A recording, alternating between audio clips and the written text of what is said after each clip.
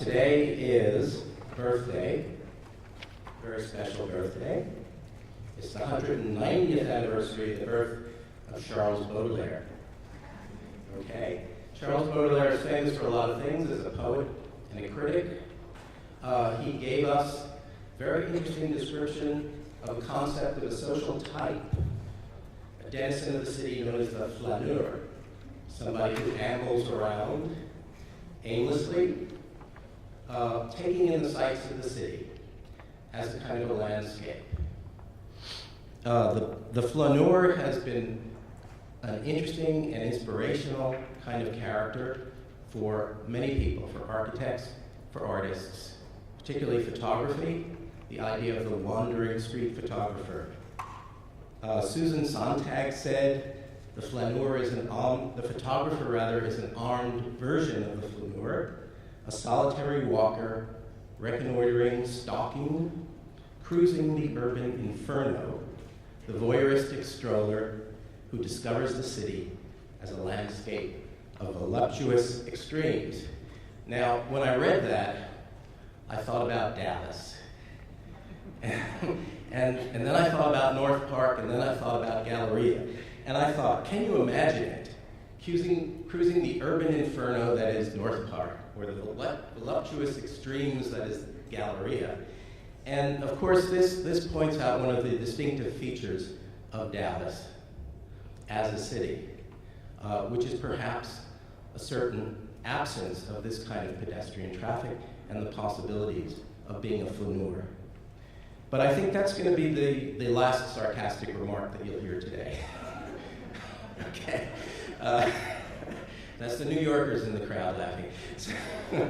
Okay. Because I think cynicism and disengagement is not the attitude that you're going to find amongst most, if not all, of the speakers that we're going to be presenting to you today. The conference is broken up into three parts, as you can see: art, community, and architecture. And the idea is to start to develop a kind of a total view of the city in terms of the interaction of those three kinds of functions, processes, and activities. I think we're going to learn a lot from our guest speakers today about how cities in general, but in particular, how we can apply that to this city, what we could learn from them about how these various aspects come together to create an ideal of a total city. A city that, in the words of Baudelaire, can be walked through as a botanist walks through a garden. Now, I think this idea of the totality of the city is a very big idea. It's quite an unwieldy thought. And I think when we reflect on how we imagine the city, it probably shuttles between two very different kinds of constructs. First, there's the very abstract notion of the city, and then there's our neighborhood and our places that we're most familiar with. And I think bringing those two together is going to be one of the interesting aspects of this conference today. To just give you an idea of how that kind of thinking can take place, consider where we are now. We're on a campus of a university, and for those of you, well, even if you haven't studied Latin, I'll tell you very simply. Campus means something like a field, a clearing. It also can refer to the bend in the river that forms a little cove or enclave. The broad leafy avenues that we have here, the grandeur of the 18th century architectural quotations, all of this says to us security, harmony, and peace. Of course, when it rains, the ground crews, and this I learned from an MFA student, the ground crews use leaf blowers to disperse the puddles.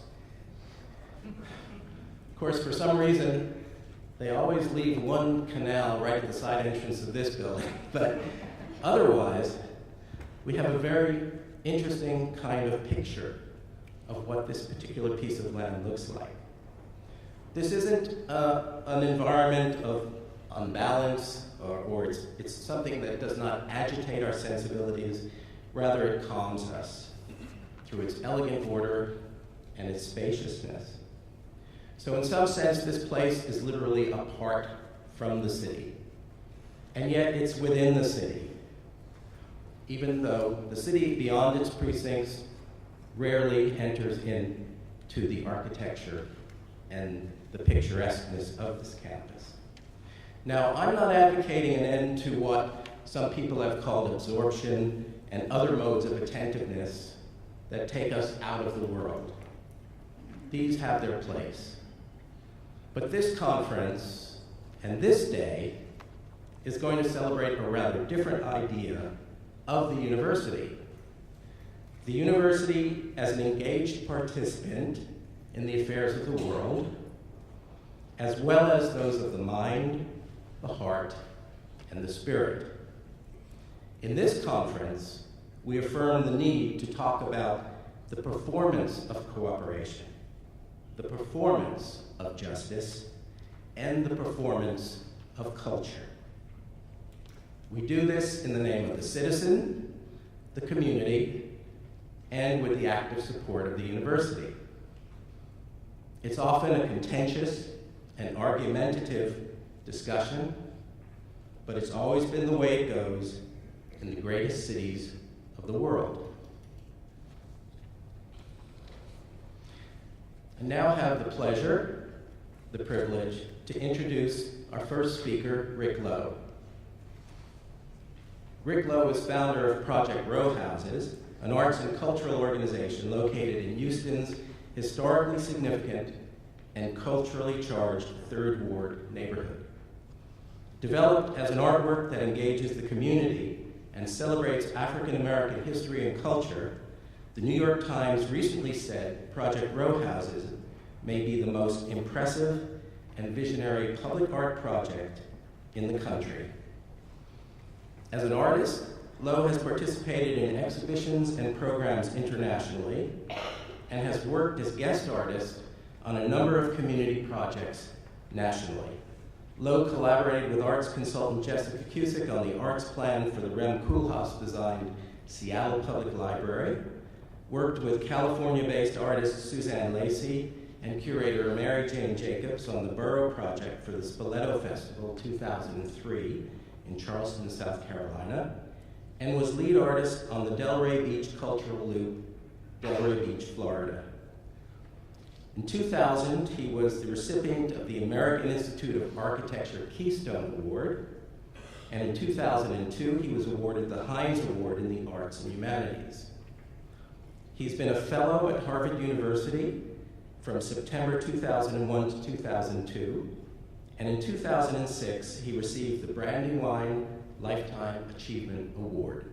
Please join me in welcoming Rick Lowe.